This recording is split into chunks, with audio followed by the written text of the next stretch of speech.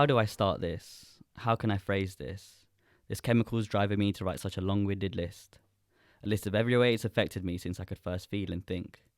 It's called serotonin, and I find my relationship with it so interesting.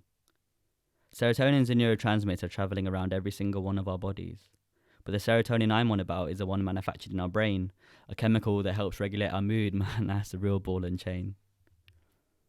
When its levels are normal, you're emotionally stable, calm and focused, because it mainly contributes to our feelings of well-being and happiness. Happiness. Happy. Am I happy? Are you happy? I don't know about you, but I question my happiness on a daily, trying to figure out if it's legit. My low self-esteem and negative thoughts able to dip my big man ting confidence and optimism more than I hate to admit. The same dip I see kids trying to do to each other now with arm-length knives. We scroll through filmed attacks on our timeline. I cry why they don't care for their lives. A like and a laugh nowadays is worth more than being covered in blood to drown. For me, that's already cut more serotonin down. Hitting a bottle after each friend of mine dying.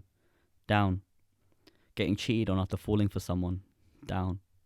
Silencing the pain after attempts on my life I've made. Down. So, Aiz, do you want the opposite of down? Try these antidepressants.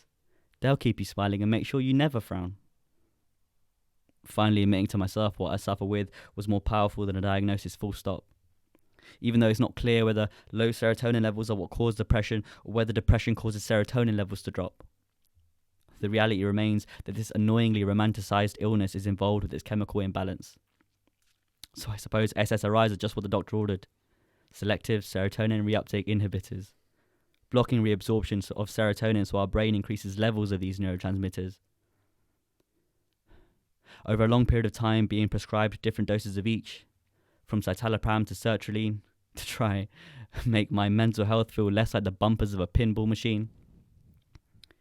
Sure, they made me even more sociable than the extrovert I usually am, butterflying around different social circles to get to know every human I could.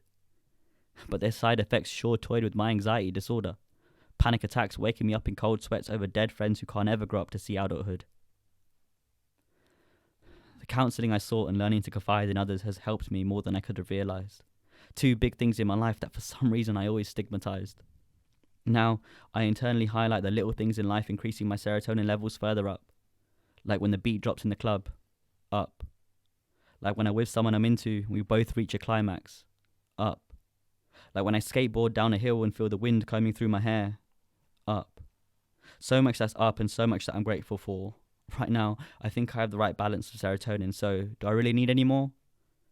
Maybe in future I'll need to have different doses of SSRIs. Maybe I won't. The future does carry uncertainty and surprise. So it's the present I focus on, and overthinking ahead I just don't.